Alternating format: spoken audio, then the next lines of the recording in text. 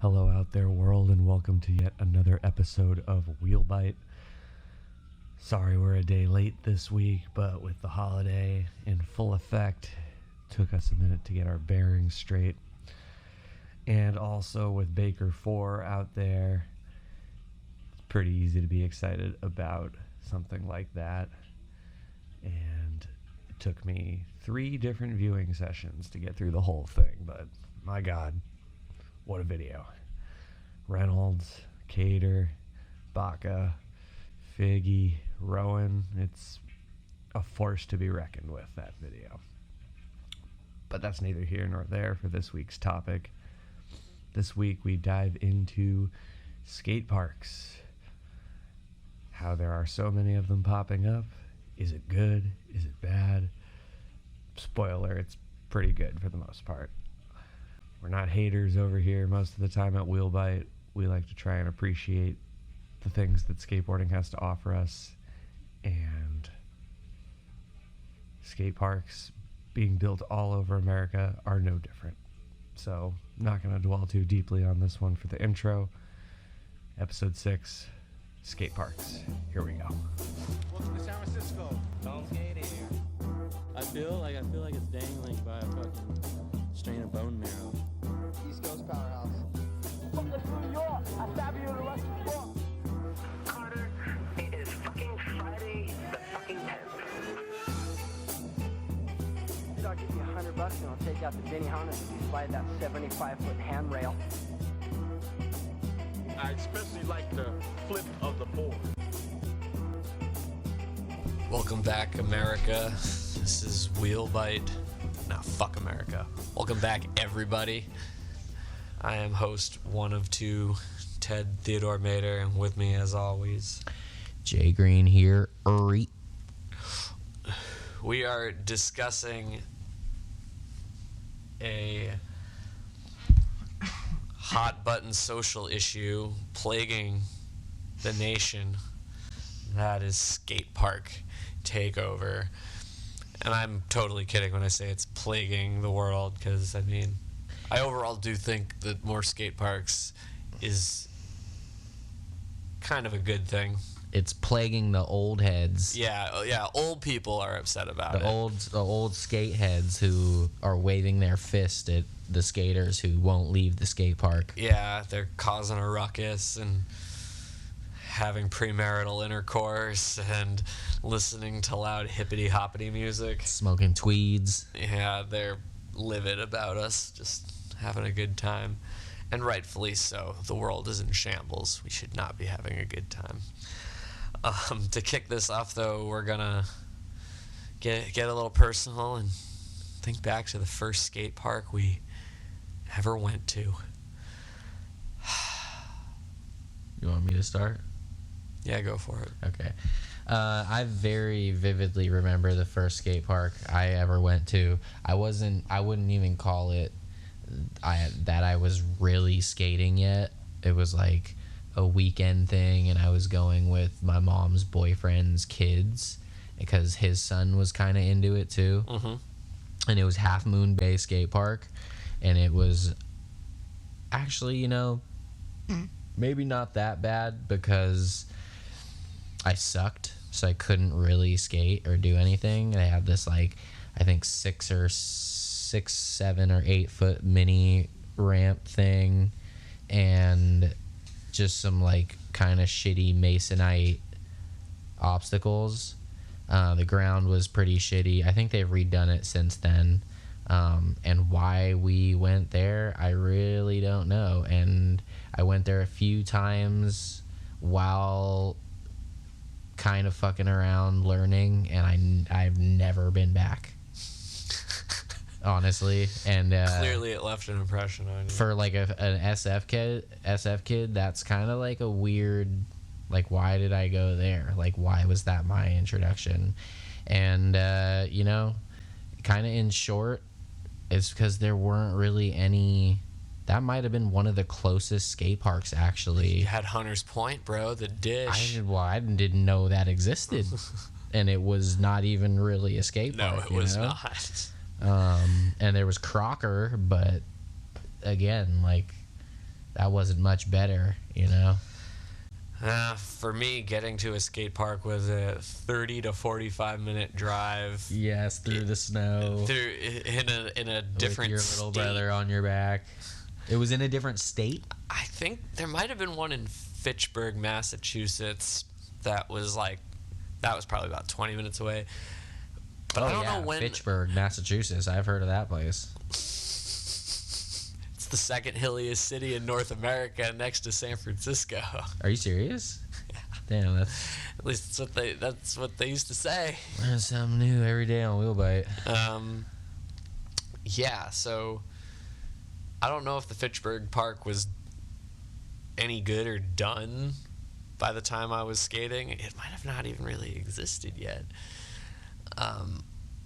But the first park I ever went to was for a demo, actually. And I saw the Zero team skate in Nashua, New Hampshire. And it was a park that was on the off-ramp to the highway. Like, Nice. you come off the highway and it's right there. That's what I remember about it more than anything. It was like, All sorts of pollution for the children. hanging yeah, it out wasn't there. the most clean, stable environment in that sense. And I remember my mom even like criticizing it when I was really young. She's like, "There's that skateboard park on the side of the highway." Oh man, now all these years later, your life is dedicated to skateboarding. Yeah, I found a home on the side of the highway, Mom. I'm sorry. Mom's come around though. But to counter that, to nowadays though, the Nashua skate park has been completely demolished and rebuilt elsewhere in the town, and like now it's like next to a fucking baseball field, and it's in this like really nice part of town, and it's huge. The park is fucking huge. I don't understand why it needs to be as big as it is. The actual skate park? Yeah, they rebuilt it and it's like enormous, and it's like got great flow to it. It's a really nice park. I went there last summer and I was just like shocked that because the one before was kind of like, it was gnarly. it was not put together well. Is it a certified piece of suck? It was the way like Crocker is.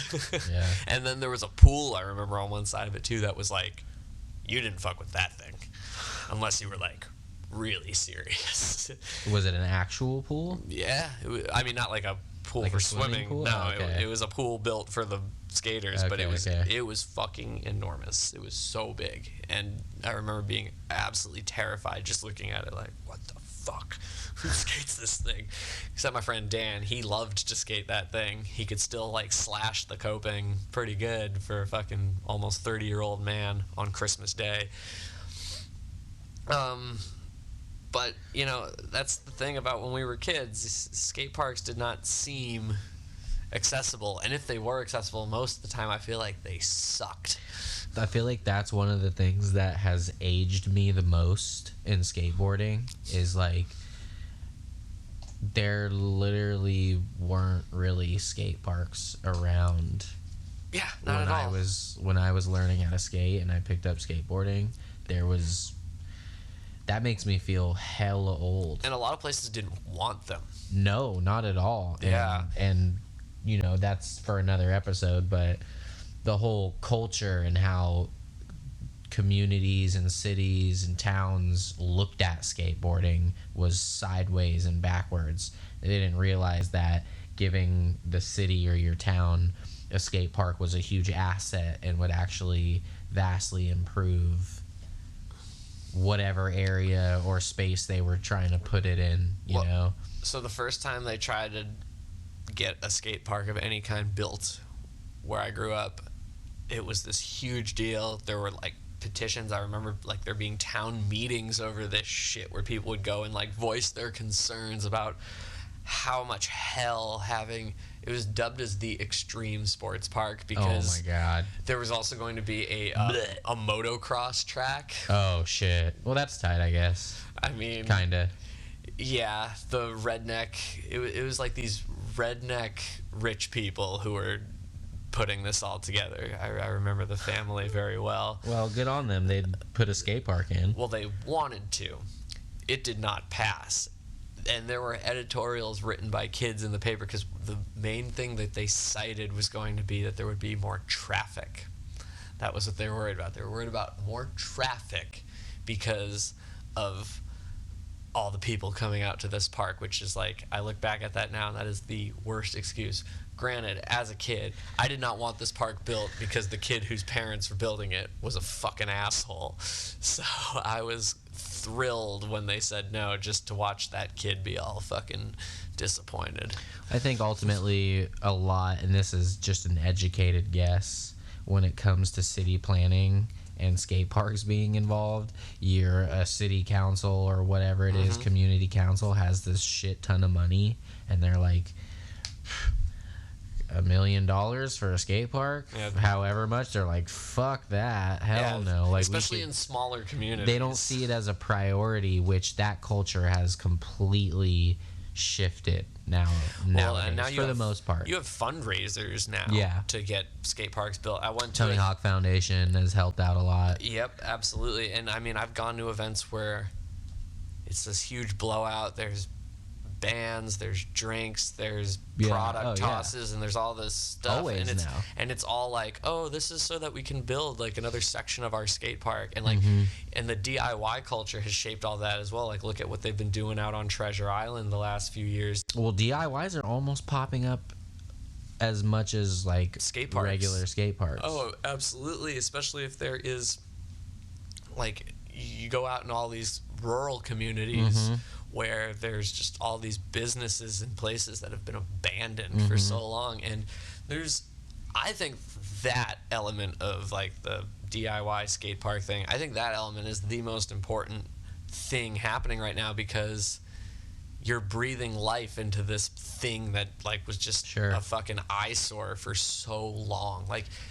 we had one in San Francisco, the Cow Palace Drive-In Theater. Like, it was just a drive-in movie theater that was nothing anymore. It was just a fucking left to rot. And all these people went down there and built all this dope shit. And then next thing you knew, you had a bunch of people going there all the time to skate because it was something like new and exciting. Shout out all the DIYers who put in the work and put on for the skateboard community and given the next skater a place to skate. Like, major props to all you folks out there. Yeah. And you've mentioned the Tony Hawk Foundation, which is, I think, like one of the biggest things, because they are dedicated to serving communities that don't have the funding to build something like this. And it's ultimately something that will make their community better, which is ultimately very funny because, like we said, you do have the old people like shaking their fists like, get off my lawn.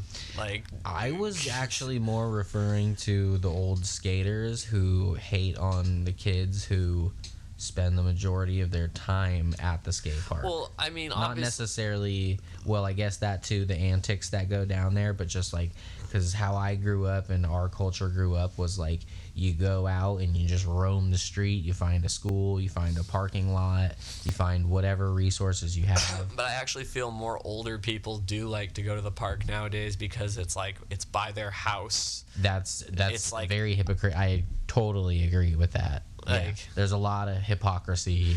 But that's the thing, like, they like to, like, oh, they've just had a long day of work. Like, they want to just stop at the park, hit a couple ramps, and, like, grind I want to go somewhere ledge. where I know I'm going to have fun and not get kicked out. So I can understand their frustration if, like, a bunch of kids get in their way, and it's, like, their time after, like, being at work all day to just fucking let loose a little bit. But I mean, that's just kind of part of what you have to expect. You can't just go there and expect to always have the park to yourself. And if you want a park to yourself, build a fucking ramp in your backyard. If you're an adult being mad about this, there's a good chance you have a stable home somewhere. Yeah, this episode I feel like is a couple-parter where a lot of what I want to talk about is like the modern skate park culture and the role it's playing in skateboard media and the development of skateboarding. Just to start off, to age ourselves again, the generation we come from, filming at a skate park was like the biggest no-no. I mean, yes and no. Or I should say, at least for what I grew up in. Well, I guess because I was gonna say, like, you look at some of those old parts, like, and I guess it would depend on the park, but like, look at someone like Alex Chalmers, his part in Sorry. You know what? I was gonna say there's something in Canadians where they just never gave a fuck. Yeah, Because they've like because it's cold.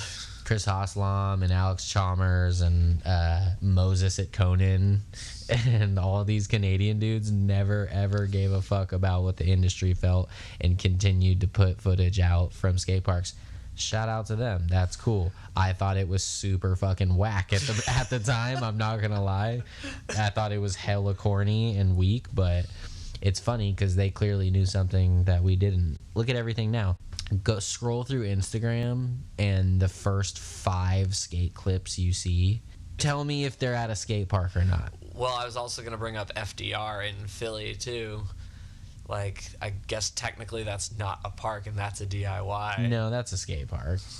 I think Burnside too. I think like, those parks were filmed in a lot when we were kids. Yeah, no, but that's a good point when it comes to footage and filming, I guess. Like, I'd film at a DIY and put it in a project, but I wouldn't put something in a skate park in a project. You also started to see Alameda in a bunch of videos towards the early but see 2000s. there was like a weird gray area of like, I'm thinking of like specifically a couple Frank Gerwer tricks or like in the FTC video, but those were like in a shop video where like kind of like the whole video had a montage feel to it, so more or less, you know. So it's just like whatever footage they had. Right, they were kind of throwing together a compilation of like 50 different skaters, so it's a little different than having tricks in a flip video. But you're right about like, I mean, today you definitely see more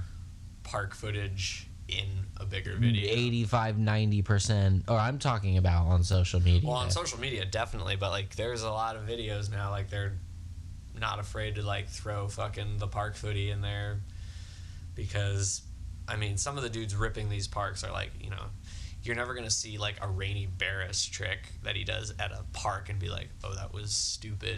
Well, that's also a good point, because transition skaters kind of rely on that stuff, so they get a pass because you can't street skate as a transition skating being so on the rise, though. You know, you have like people like Grant Taylor who it doesn't even matter. You just want to see them like destroy a park because you know your Ravens and your Grants. Yeah, any footage of Grant going to any park is probably going to be the fucking gnarliest thing because he's going to figure out something wild to do.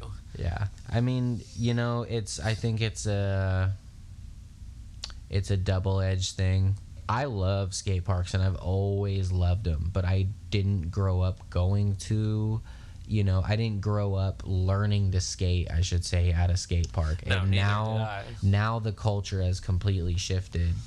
The majority of kids, I think, nowadays learn how to skate at a skate park, which I think is smart, and it's effective, and it teaches a different side of skateboarding.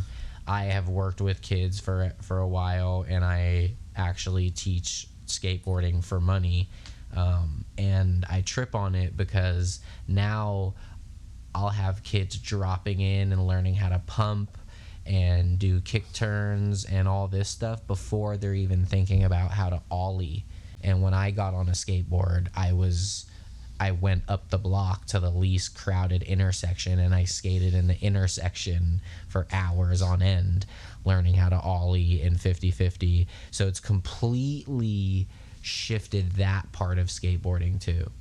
The way kids are learning and how comfortable they feel going to a park. Right. You know? We wanted the opposite. We wanted to go find a sick cement ledge, you know, and manual pads in the streets and things like that, and stair sets. So first and foremost, that whole culture has shifted, and I'm all for it, you know. Well, I think it's good because, like, I want to go back to what I was saying about communities, like the community aspect of it. And I want to tie in what you're saying too about a kid going to a skate park. and like learning really quickly and probably learning how to skate. And one of the things that's going to keep that kid coming back is like a sense of they belong to something, almost like a sense of culture. You know, in the 90s it was all about hood rugged plaza spots like Love or EMB or the Brooklyn Banks, whatever. But you can't always replicate that in like a small town or like even the suburbs. Like the suburbs might have like a plaza or something, maybe, but I feel like it's tough to congregate in a suburban plaza with like 30 kids that are all ripping and doing whatever debaucherous kid stuff that Sure. they're doing. But a small town or suburban skate park, like, you can go there all day and skate, and if you're a kid and you find that sense of belonging, like, you find your friends there, Yeah. and then you have these older people that you actually are going to like look up to, and you're going to see how like much they've progressed or how talented they are, and that's going to push you to want to be that good, because like, how are you going to hang at the park with all these people who are ripping harder than you, and like, you're not going to try and push yourself to be in the mix with everyone. Like, it's a no-brainer. That's how you're going to progress. Yeah. But I think that's like super good for a community to have that, because there've only in so many places in America been so many options. Like, you know, most places in America don't have like a teen center or like an art center or anything for kids to go like do any sort of extracurricular thing that isn't beyond their school. Obviously there's always going to be like football and basketball and baseball in every middle of nowhere ass place in this country, but the more skate parks that pop up, it offers people a different option of a path that they might want to pursue in that extracurricular activity. It's definitely softened skateboarding, and I don't say that in a negative way. Right, of course. It's made it just more accessible for people who might not have ever, like, I mean, for me growing up, skateboarding was like, we skated our driveway. That was it. Yeah. Skated in the driveway. Some of our friends like built boxes or had like a little plastic jump ramp. That was it. And now that skateboarding has gone through a decent amount of history, meaning it's been around for a while, and there's a huge market for parents skating with their kids, and and skate parks are like, I think that's super rad. Yeah, dad and their kids, or mom, I mean even mom, like I've gone to the parks and seen some moms like pushing around before too. It's like, what a great way to like spend time with the family. Like, the kids are and hyped. It's easier and it's more digestible, and it's taken a bit of this like edge away from skateboarding. I feel like, you know, the age old argument of like what we grew up in, what I grew up in, of like getting kicked out of spots and getting a lot of hate from my own city and its citizens, of like, get out of here, well, you know, we don't have a place to skate, why don't you go to a skate park, you know, waving the fist. And it's like, we don't have any, we never had any, and now the skateboard community kind of has no answer for that, actually, because they're popping up everywhere. In the last 10 years, I would say, it's become like a real thing now, to the point where like, even in San Francisco, which still I believe is not as progressive as it should be, we have a handful of semi-decent skate parks now. And I'd say we have a few that are always getting some serious play in the grand scheme of the culture. Oh yeah. Like, we have Soma and Potrero and Waller. Like, the three of those are constantly seen in videos all around the world.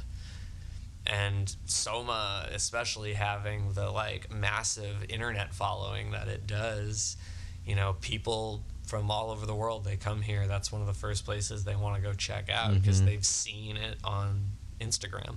There's a few factors in that, which is like it instantly became a hub. So there's the factor of like the San Francisco skateboard scene with the youngsters right now is on fucking fire. And I guess not even like some of the older dudes too, but that and Soma has become the hub of that. Yeah.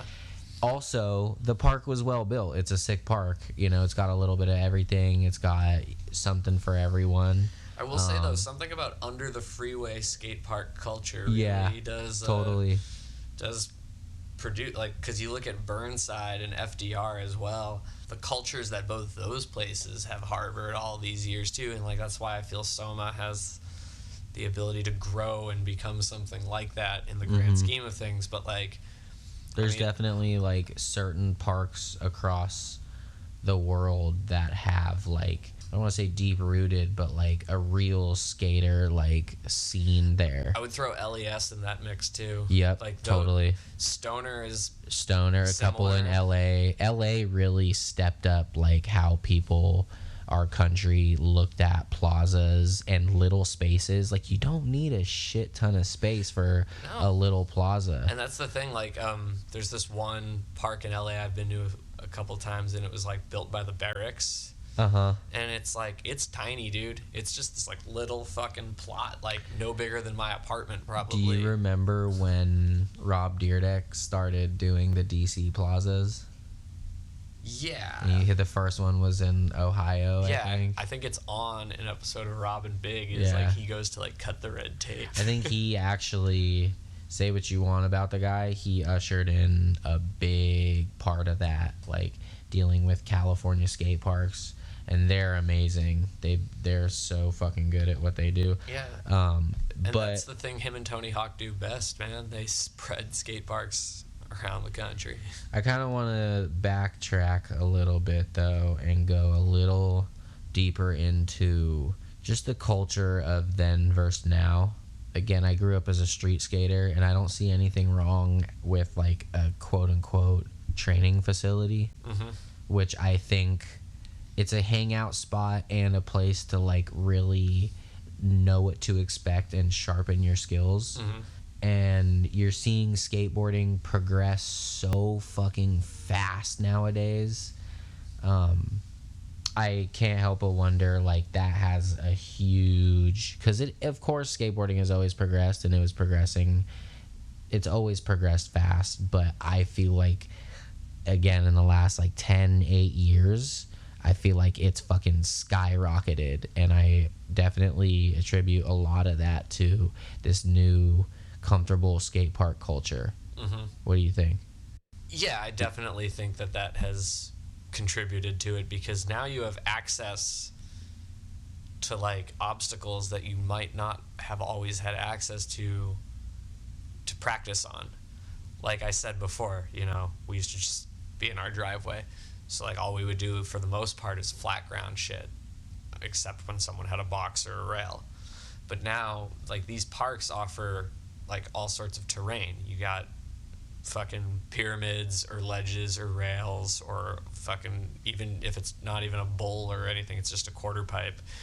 You have access to all these things, and you can find the one thing in that park that really speaks to your style of skating. Well, there's something to be said about having a home base, whether it be a skate park or not, and look at the progression rate.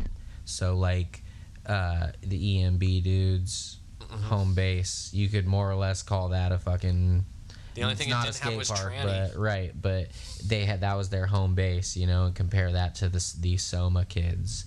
And then Love Park, you know, they had this like insane plaza that skate parks are replicating nowadays. Pier 7, people are replicating this. So there's something to be said about having a training facility or a home base that skateboarders have always favorited, and now it's just completely shifted from these plazas and street spots and to skate parks.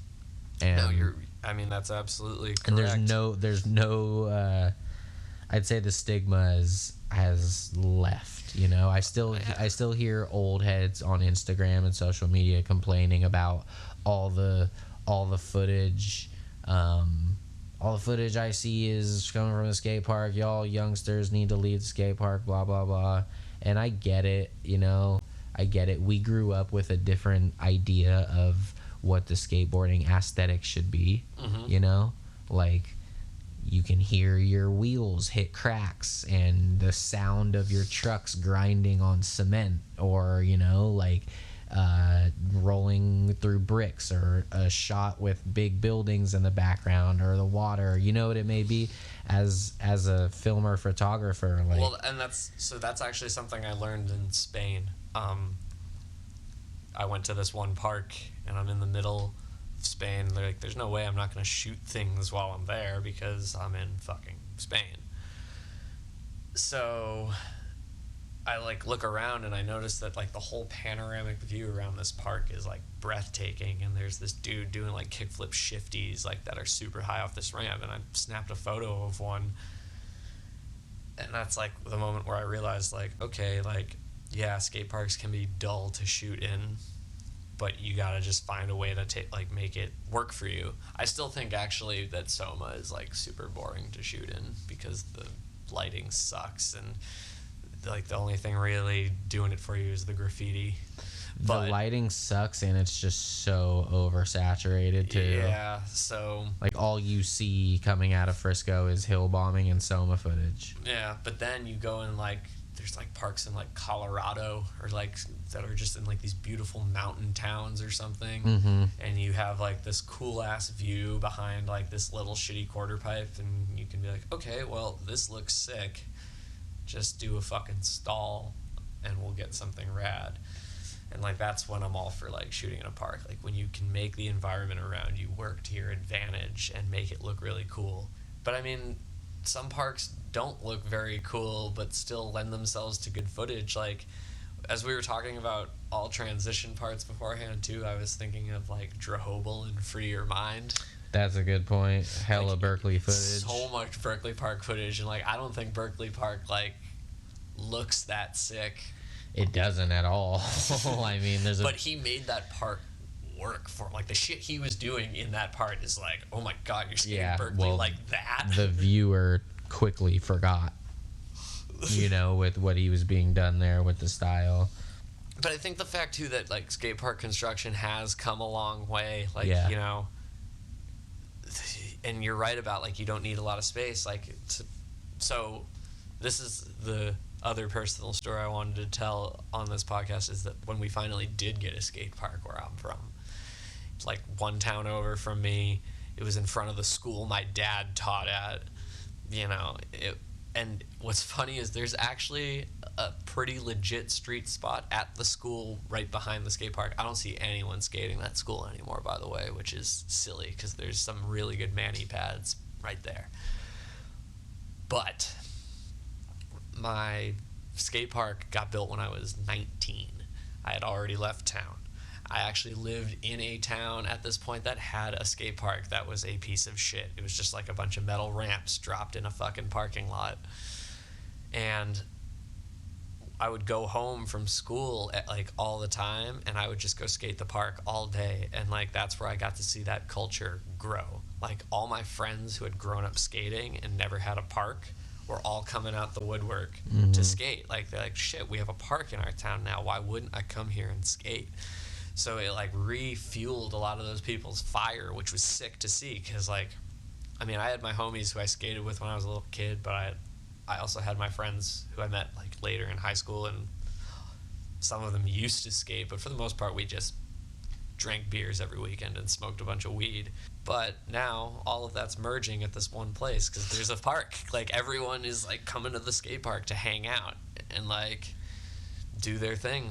And you'd skate it all day. You'd go get pizza around the corner, and then you'd come back and skate till they turned off the lights. And we were like older at this point, you know?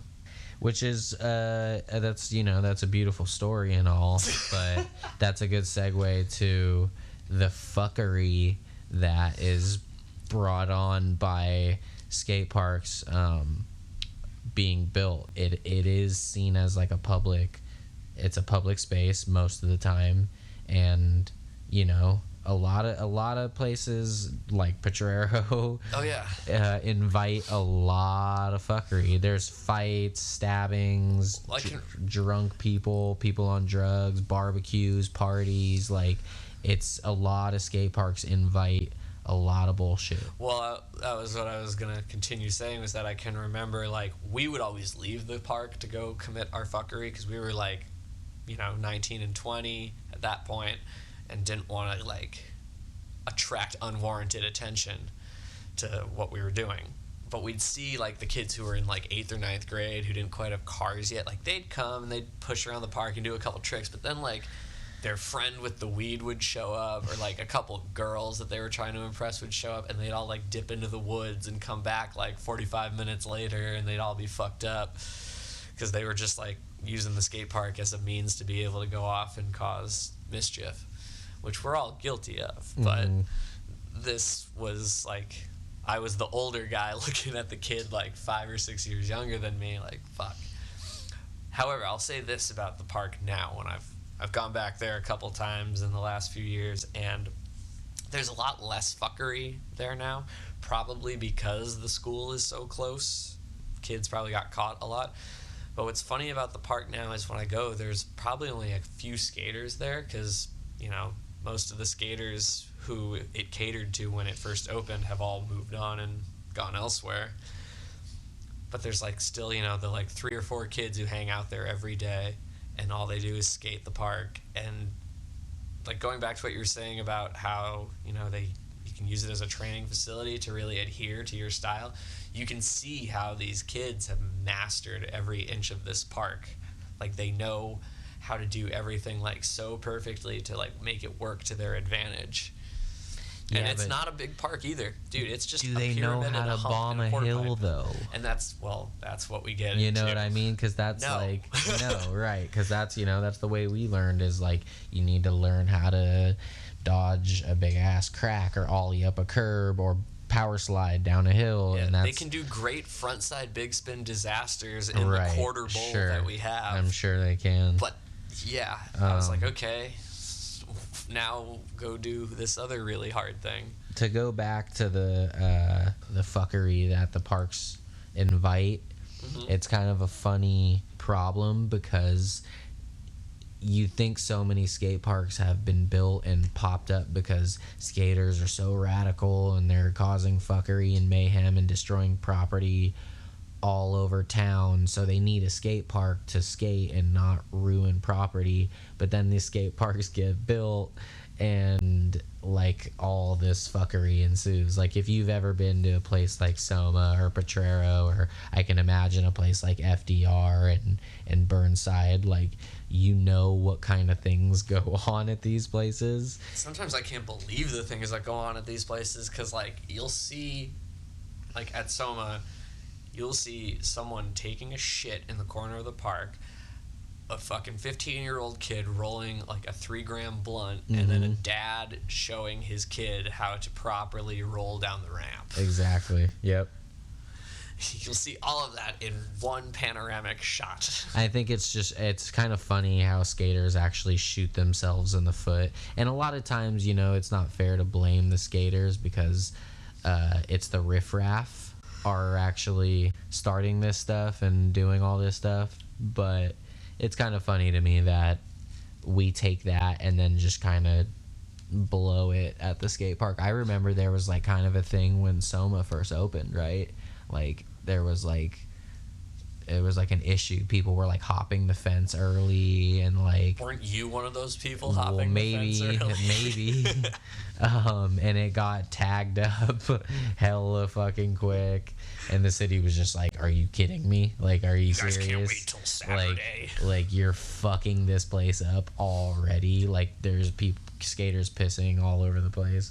But the flip side of that, like, look at something like Playland, which was designed solely for the idea that it would, like, harbor families and, like, these kids. And, I mean, yeah, you get your fair amount of fuckery there, too, but I feel most of the time... Not even close, though. Yeah. I feel most of the time I'm there, it's, like, families taking their kids to skate. Sometimes mom and dad will push around. I want to go back to a little bit of this hypocrisy that I see, and I even partake in with the older crowd, and now with like the social media dominance of skate park footage, because, you know, I just want to point out, like, my favorite skate spot, which is across from 3rd and Army. You've seen it in all your favorite videos. It's coping ledges. There's 3 coping ledges, and you could more or less call that a skate park, but it's kind of like a weird gray area because it looks like a street spot still, so we film at it all the time. Well, that's another thing, going back to what we were saying about like how can you make the park work for you like visually as a like filmer and photographer. The thing about that spot is, as a filmer, yeah, you can totally make that spot work for you. It looks cool on video. It like offers itself to so many like cool lines. It's also not like popping off. There's not a bunch of kids in helmets and shit pushing around, or scooters for that matter.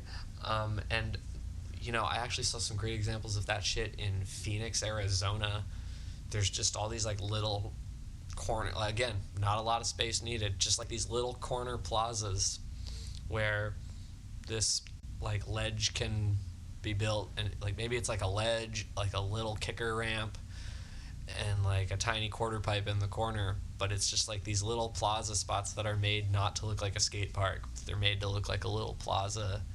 And that's the thing, it sometimes offers itself to like people trying to like eat lunch or something weird like that. Well, I think again, like with the hypocrisy stuff of the older crowd, I think that it actually is, all these skate parks popping up are actually lending themselves more to us older folks. Like, I encourage the kids, like, yeah, it's cool to go to a skate park and learn stuff, but like the idea used to be, let's warm up at the skate park.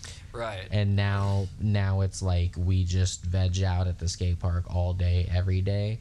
However, like, you know, I'm guilty of it. Like, I want to wake up on a Wednesday and go to the skate park before noon when there's no one there, and I have the park with like one or two other people who are like my age. You know what I mean? I'm guilty of it too, of like relying on that. But I just see a lot of like hate coming from, you know, specific, you know, age demographic, our generation, a little older, of like, it's not so different, you know, to have a home base. And again, especially for the older crowd, look at someone like Brian Wenning, who had this like resurgence on Instagram of like, he was skating his like hometown park in like somewhere in New Jersey, right? He was putting out all this footage and people went nuts. People were like going crazy. A guy like that, or a guy like me who's even older for skateboarding, may not be motivated to go out and skate if it weren't for some of these super sweet, convenient parks. They don't want to go find a spot and argue with a security guard. They just want to go somewhere they know they can do it and not have any real worries or hassle. Right.